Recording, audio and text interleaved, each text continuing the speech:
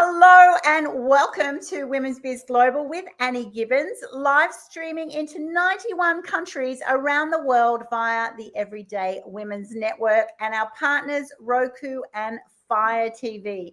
My name is Annie Gibbins, founder and CEO of Women's Biz Global, where we help women accelerate their growth, success, and impact by elevating their global brand value and positioning. I have the honor and privilege of interviewing successful women from around the world who inspire us, incredibly inspirational women who help us to raise our gaze towards what is truly possible. And today I am so delighted and super pumped to introduce you to my beautiful guest. Her name is Allie Pepper. Welcome, Allie. Hello, everybody. So great to have Allie Pepper here. For those of you who don't know Allie, she is a professional mountaineer. She's an inspirational speaker. She's coming from the Blue Mountains of New South Wales, and she has a lot of exciting news to share with us because she's on the cusp of serious greatness. She has previously reached the summit of Mount Everest. Yes, exactly, Mount Everest. And besides taking people from menopause to menopeaks through her business, Allie Pepper Adventures, she has an incredible project coming up, which we are going to discuss on today's show. So I'm going to hand it straight over to you, gorgeous Allie. What's your jam, amazing lady? What are you all about?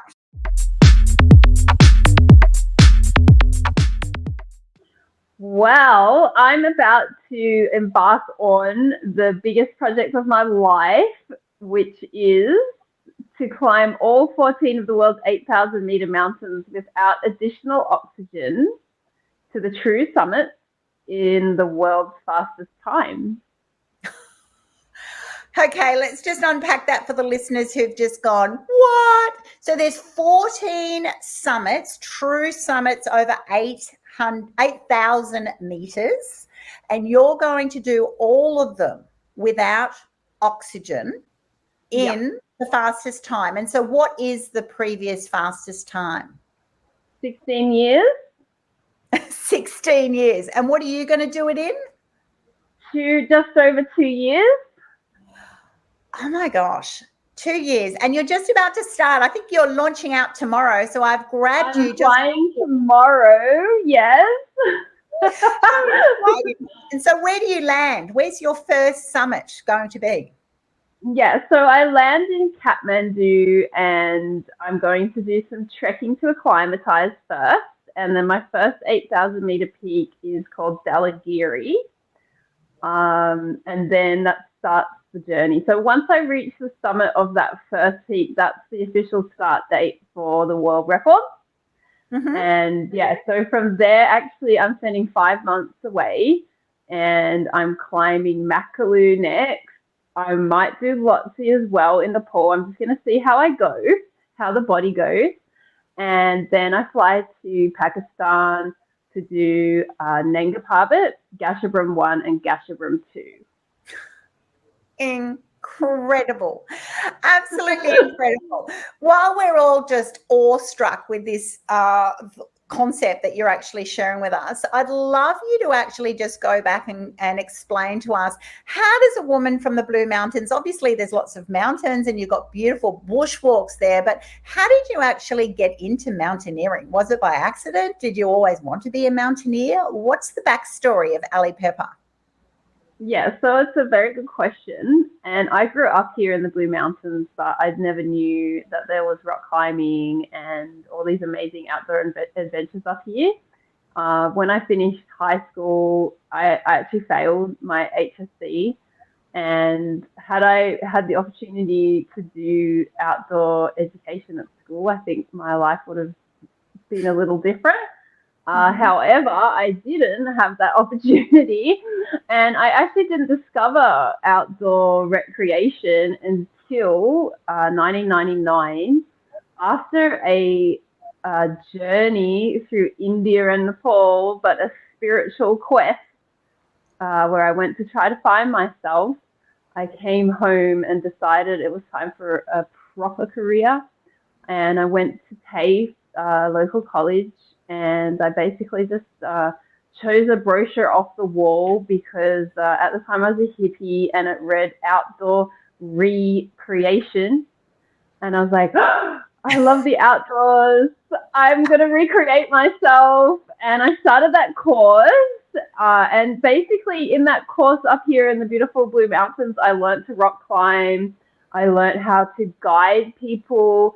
The art of guiding people gave me a lot of self-confidence and self-esteem.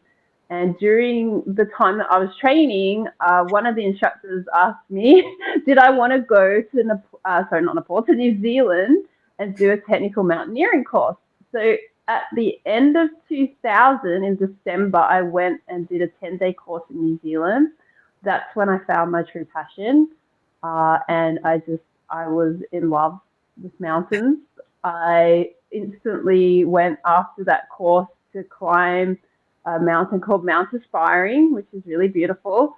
With one of the students on the course, we got all our skills and we went off on our own and we summited that mountain, and it was incredible. I haven't looked back since.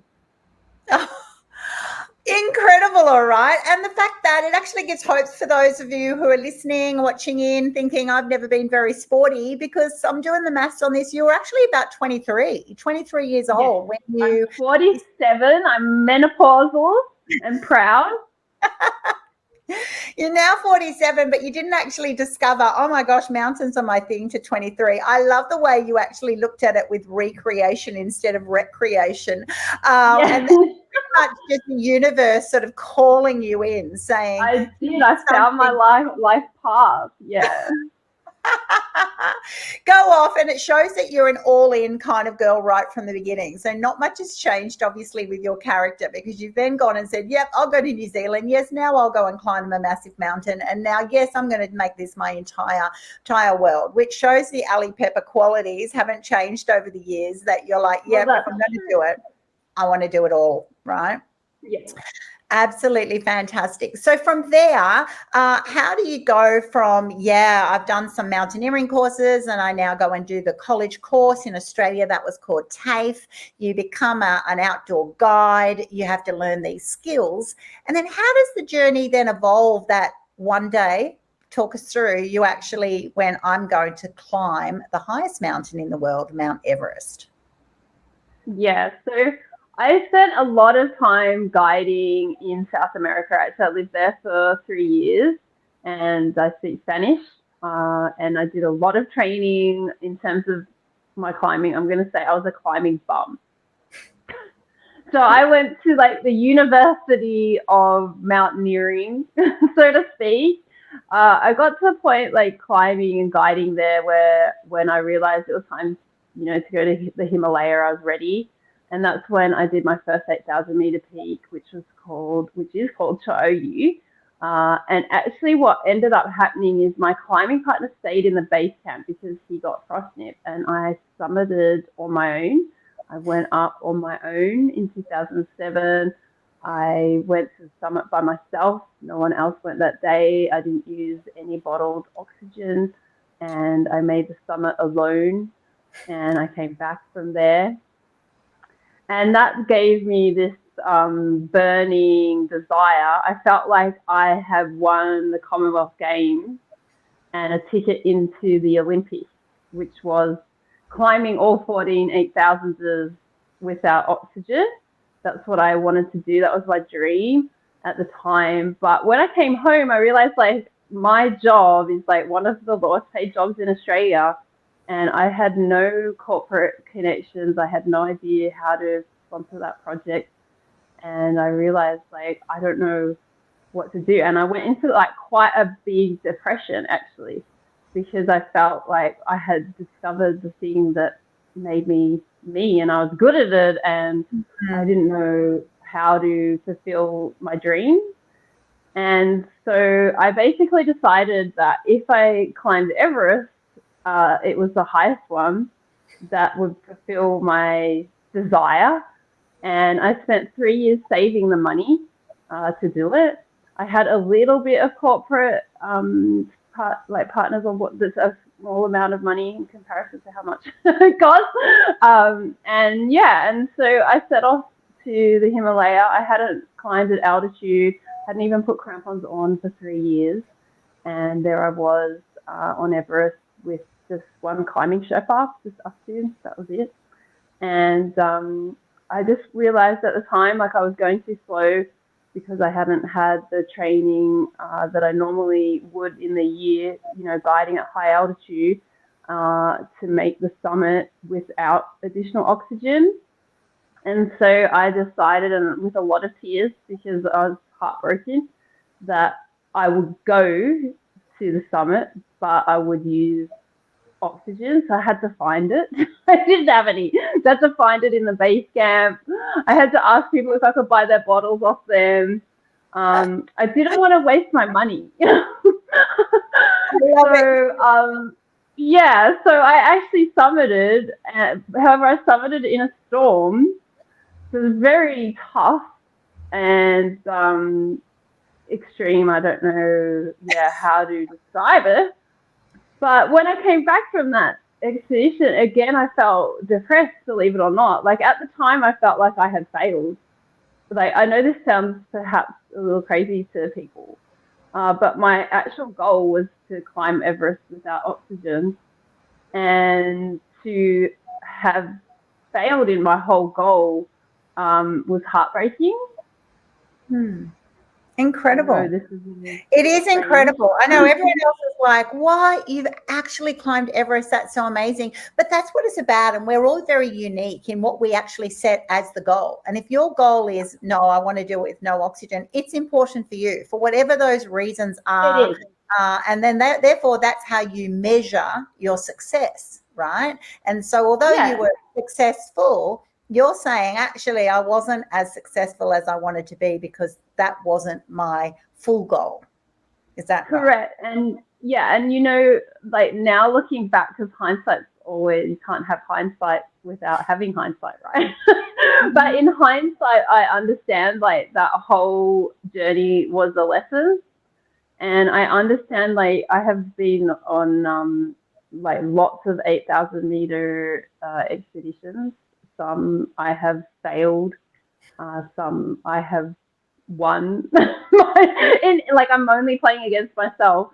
But you know, some I have been proud of, and I guess over time, like I've become more proud of my efforts for sure. Changing the whole way of thinking to everything that happens is a lesson.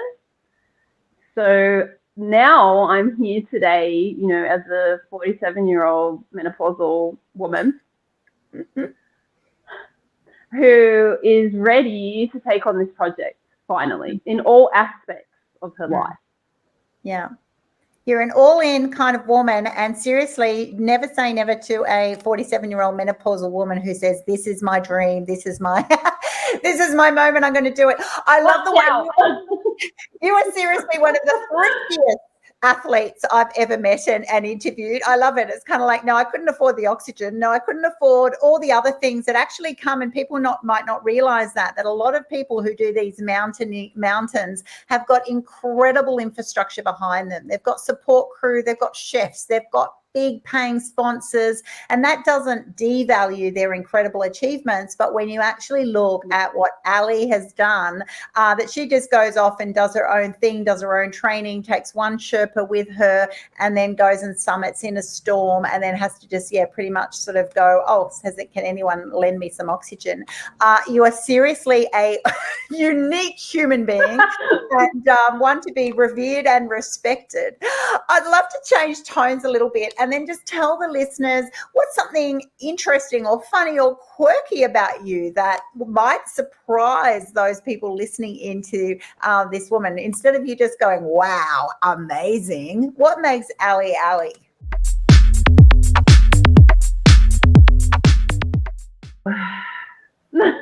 It's a hard one because I do actually change every day as a person, and the things I focus on each day can be different. And I guess I could perhaps talk about what I'm focusing on at the moment. And I don't know if that's quirky or not, but I do meditate, and that's very important to me. It has become a practice that I do every morning and every night, and I will be doing it on the mountain also, just to come to my center and be able to make the best decisions that I can make in my life. So I don't know if that's quirky. That's not really funny, but that's what I've got right now. I remember doing an outdoor mountaineering course with you, and you told me that you did Everest on lollies and pancake That's mixture. true. That's true. Yes. Yes. Good point. Thank you for reminding me. Wow, I thought you'd be like, oh, I've got this amazing. You remember my story. I'm fangirling you, and I was a tent buddy once, which was just hilarious. Other backstory, and then I'm like, I went home going, wow, this woman said she just ate lollies and lived on this crazy diet, and I'm like, well, that was amazing. Yeah, I pretty much climbed Everest on chocolate. I ate chocolate on the mountains and lollies, and at base camp, pretty much all I ate were banana pancakes with Nutella on top. I love it. So it shows us that you've just got to do what you've got to do. You've got to tap into your body, listen to your body, and go, you know what, it's not always about doing the perfect. It's about what's going to get you through this time. What do you crave? What do you need? And you know what, make it your own. Like I could say I need to have this amazing athlete diet, right? Yeah. And for sure, I try to have that food at home, like organic vegetables, grass-fed meat, sustainable organic products, all the best things that money can buy, because I do love my body. It's my temple.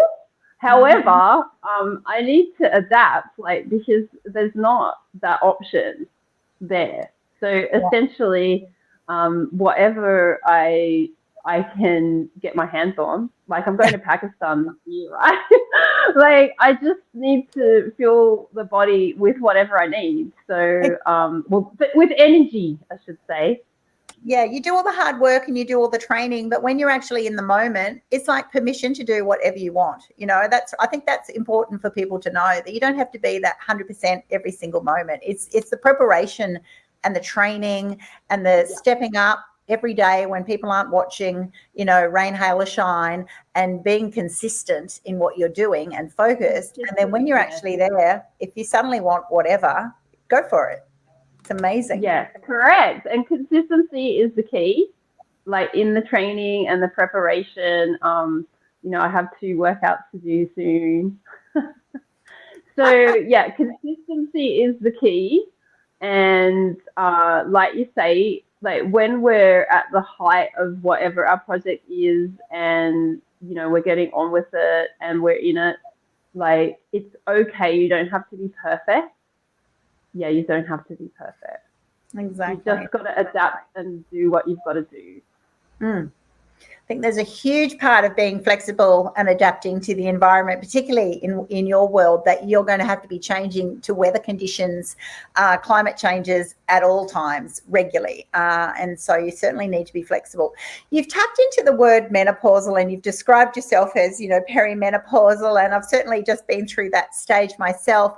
What have been the biggest challenges for you? Here you are, a supreme athlete. You've got these massive goals. You're just about to embark on it. And then you were also saying, you know, actually, you know, this is a stage of women's life that it can be really challenging. What have been the challenges to you, and how did you then turn that time of menopause into saying, you know what, I'm going to make it my menopeak? I love that saying. Yeah. And I'm going to just say that when menopause hit me, I thought my career was over.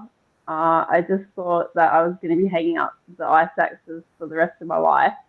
And it hit like a freight train for me. Like, I know every woman has their own menopause journey, but I had no idea it would be so full on. And for me, I was on the more extreme end of symptoms. So in terms of like, you know, waking up, like I normally sleep all through the night, but I was waking up like 5 times to completely awake, dripping in sweat, like saturating the sheets. Brain fog. Someone would talk about a cute dog and I would start crying. I couldn't control my emotions. My joints were aching. Rock climbing became so painful. like I wasn't recovering. I would eat a cucumber and put on fat. I couldn't grow muscle. This is just a few things, okay? I don't want to put people off, but it's the truth. And thankfully, on this journey of seeing doctors and trying to get help, I came across WellFem, which is a online group of doctors that women in Australia can get help from, because they're trained in menopause. Because actually menopause, like as a topic in a doctor's journey, is I think a few hours of their degree. Yeah. And so not many doctors know what to do. And I was put onto hormone replacement therapy. So I use a gel, estrogen gel, and I take a tablet for progesterone every day. After a month, I started to get rid of all the big symptoms. But over a year, I am now putting on muscle. I am the strongest I've been since I can even remember. My body is, I would say, at least 10 years younger. Wow. And I know my body can do this project. So it's a huge change. If your body is a powerhouse, like if you're healthy and you feel good in your body, it changes your whole life. It changes your mindset. It's like the number one thing in your life. If you think about, being sick and you're in hospital, what can you do? All other aspects of your life are affected, right? Mm-hmm. Yeah. Health is everything, right? Absolutely. Health is, yes. And like, do we want to, when I say like menopause, I mean like pause, menopause. Do we want to pause and have this freight train hit us and potentially stop our whole life and dreams and goals? Or do we want to menopeak and start our life like again, almost, with being wiser, right? Because we've learned like a lot of lessons to get to where we are today at our age, and have a new dream, a bigger goal, right?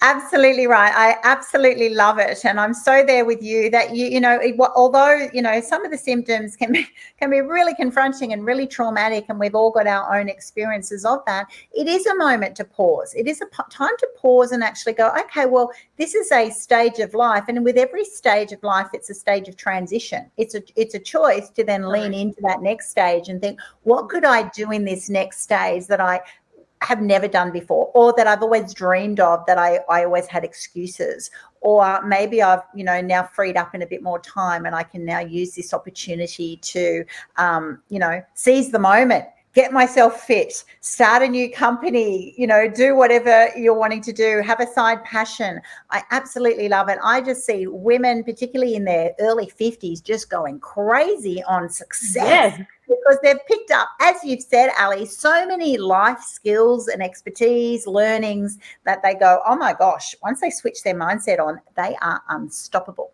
Which brings me to my next question to you. What do you lie awake dreaming of? Now, you're not lying awake with pools of sweat. You're dreaming of achieving your goals, right? You've got the most exciting project. But what does it actually look like for you? Are you picturing yourself on these summits? Are you picturing yourself doing the hard work? What goes through your mindset so that we can tap into it with you?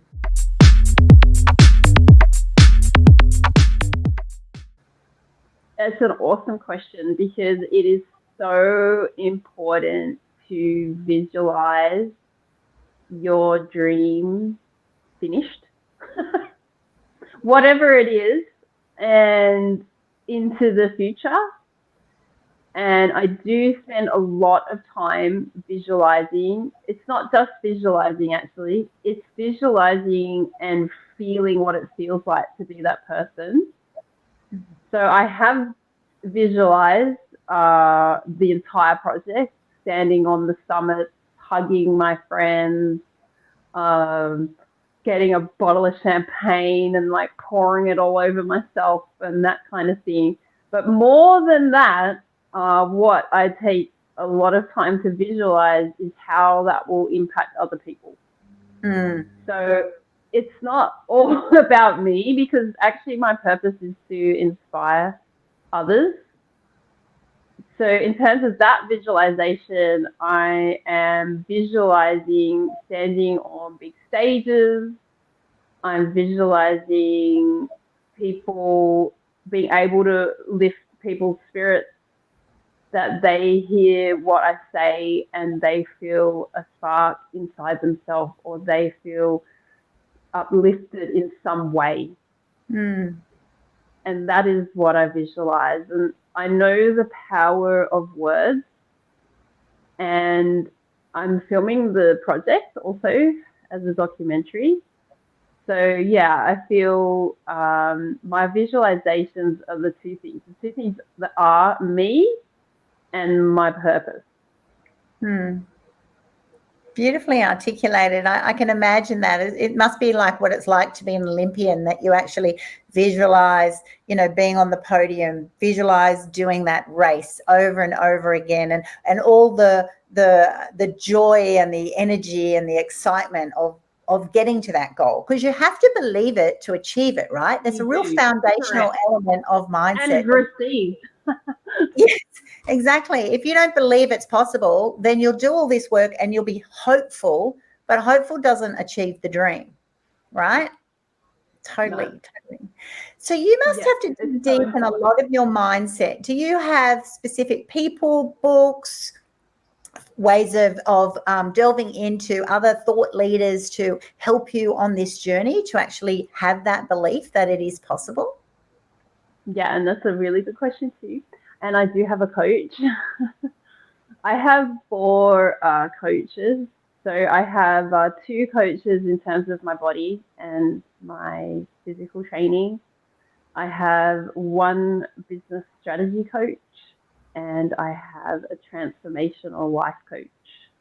And the transformational life coach is truly the foundation, because no matter how fit I am, and how I guess how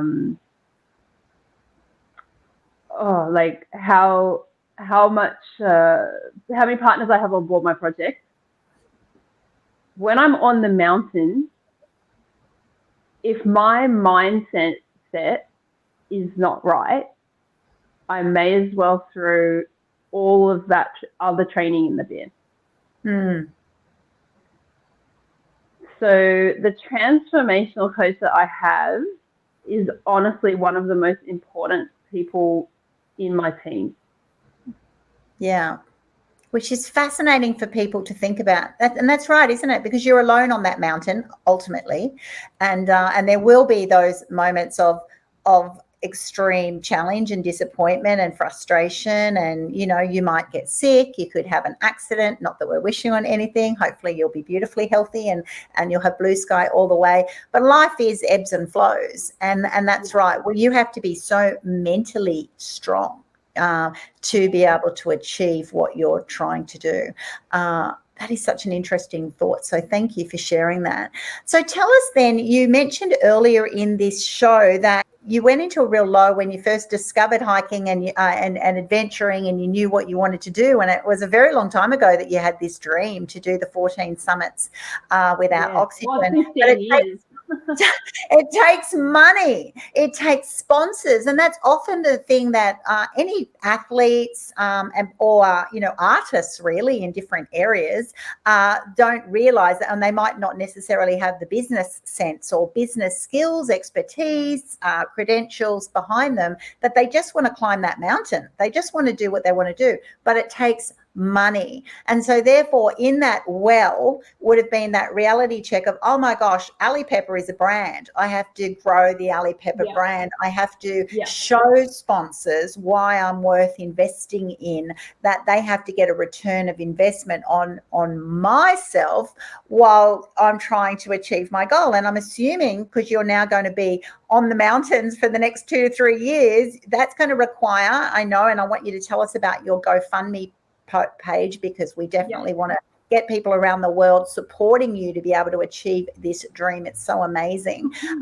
But also, as well as telling us about the GoFundMe, tell me about what you had to learn about becoming a brand in your own right. Yeah, like a lot. And I'm still learning, and thankfully I have a coach because I'm not an expert in everything. And the thing is, I'm an expert in mountaineering, but I'm not an expert marketing person. I'm not an expert manager, sports manager, but it's taking the things that I am an expert in and building with other people that are experts in the other things. And I guess in terms of me as a brand, like, the mindset coaching has helped a lot for me to understand my values and how I can give back. And once I guess, like, understand my value, like, there's only one Allie Pepper, there's only one Annie Gibbins, right? There's only one of us. And I feel that's the whole key, is like understanding who you are. Once you understand who you are, then you understand what your true value is, right? And then your partners can see also the value you bring to them.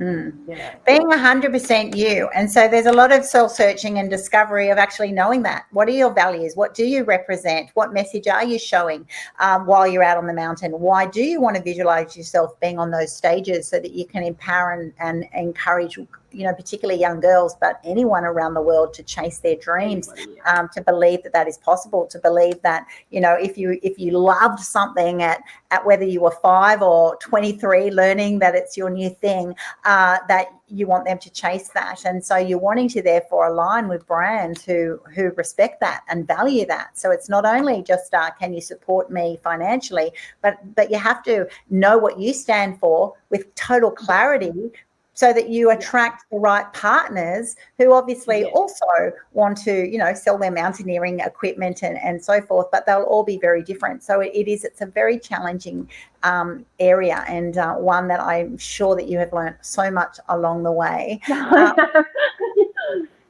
So I've got a viewer question, and so let's just hear from our viewer. Hi, Annie. Can you ask Allie Pepper how she does to stay motivated to keep climbing mountains when she has climbed the biggest one, Everest? Thank you for the beautiful question. And I'm going to answer it by saying that it's my passion. So mountaineering is my passion.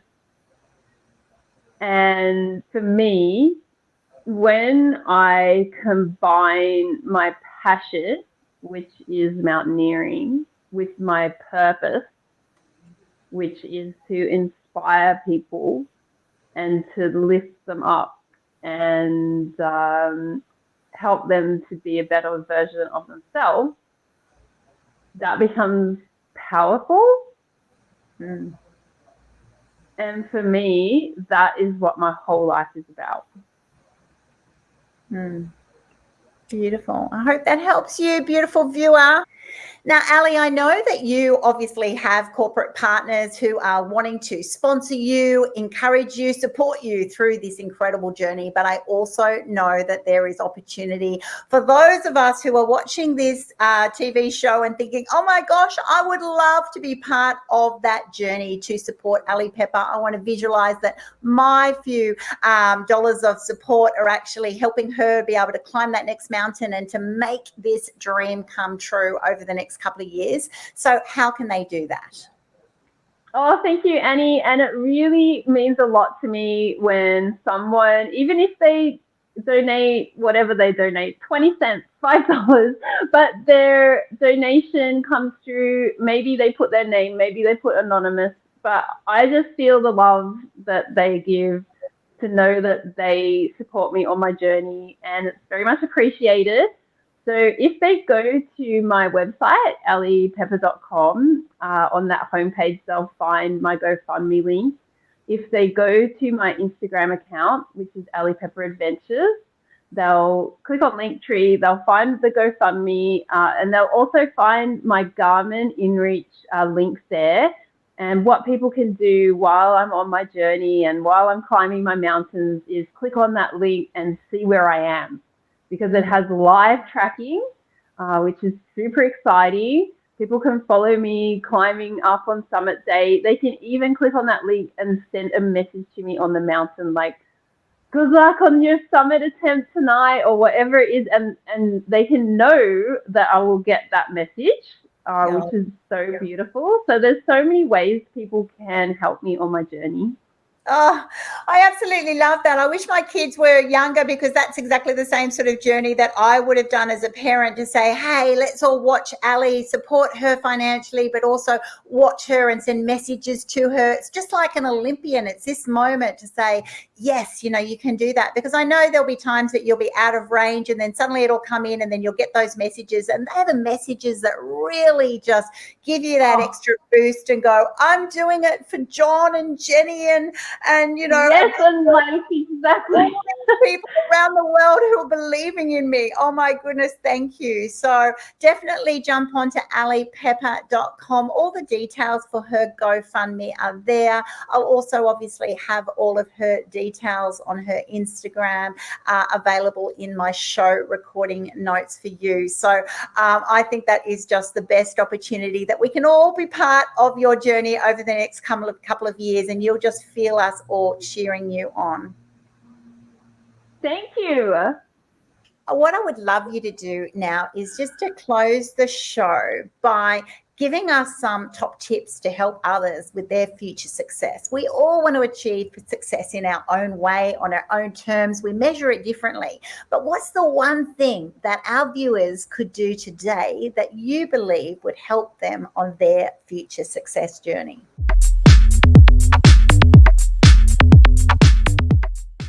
The one thing I'm going to share is to be vulnerable. And I know that sounds like, why is that important? But it's really the only way that we can show our authentic selves. And I feel it's like the quickest way for making a connection with all the people around you. And in business, it's all about connections, right? So the more you can share about yourself, the quicker it is to make a connection. That is such a great concept, and so true, isn't it? Often we just think I've got to be the best. It's a solo thing. Whereas what you've shared today is it seriously takes a village to get Allie Pepper where she is. It takes a village for all of us to actually show up as our best self. And then, but with that means that you've got to be vulnerable, don't you? You've got to actually say, I'm not very good at that, or I need your help or expertise in this area, or I need you to give me feedback, even if it hurts. There's so many to that vulnerability, which is a challenge, because particularly those of you watching who are perfectionists going, I don't feel comfortable when I let other people into my space. I want to guard it. I want to protect it. And it's really scary. So if you're watching and listening in thinking, that's right, that's easier said than done. It is. Vulnerability is hard. It's a hard lesson. right? Yeah. But it's so worth it. once you go, oh my gosh, permission to just be me, to be with all my flaws and quirks and amazingness and whatever that recipe is, to be Allie or to be Annie or to be you, our beautiful listeners.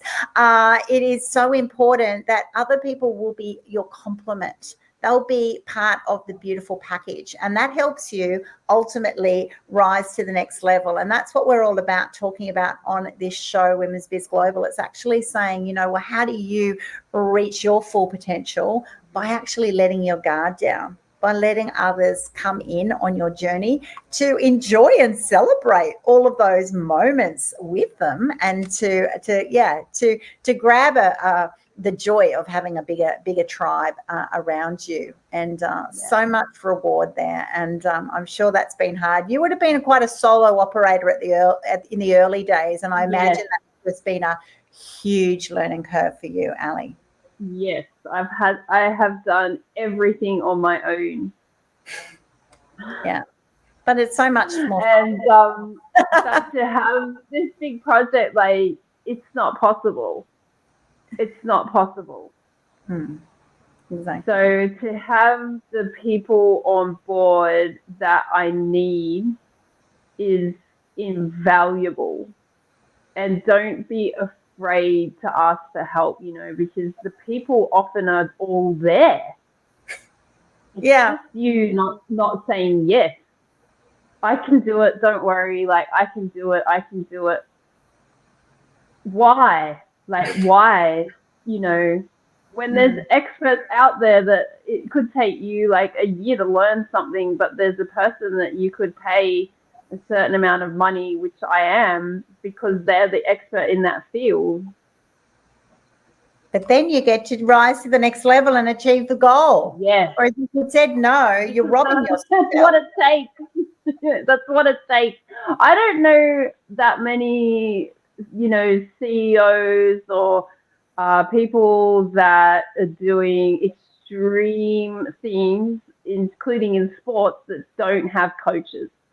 Oh, you've got to have a coach. Like, obviously, I'm going to say that, as I am a coach to many women around the world. But I tell you what, all of us need a coach. You all want to have someone who has more. Even coaches have coaches. Even coaches have coaches. Absolutely. You should want that. My view is I always want to be the weakest link in the room. I want to be learning and growing from people who've had incredible experiences that I can sometimes replicate. Sometimes I can learn from them, or learn from their failings and their wisdom, and then think, oh, gee, I won't do that now. I'll try something in a different way. It will really be the best piece of advice you're going to learn today, listeners, is to seriously be vulnerable, invite other people into your world, invite the right people into your world, those who actually are on your team, on your side, big fans, big supporters, but also are true and honest and have the right knowledge, skill, and expertise. Wow. You'll know who they are. You'll know who they are. You'll know who they are, because they love you and they want to help you, and you'll know who they are. Yeah, I promise that. Oh, my goodness. We could talk all day, but unfortunately we're out of time. Please thank Allie Pepper for joining me on our show today, everybody. Woohoo! I've absolutely loved having you here today. For those of you watching in around the world, tell your friends to join us next week, where I get to interview another amazing guest. All of the guests on Women's Biz Global will inspire and empower and motivate you to achieve your big dreams in your own way, in your own time. And that's what we're all about, supporting and celebrating women around the globe to strive for more. Much love to you all. Bye for now.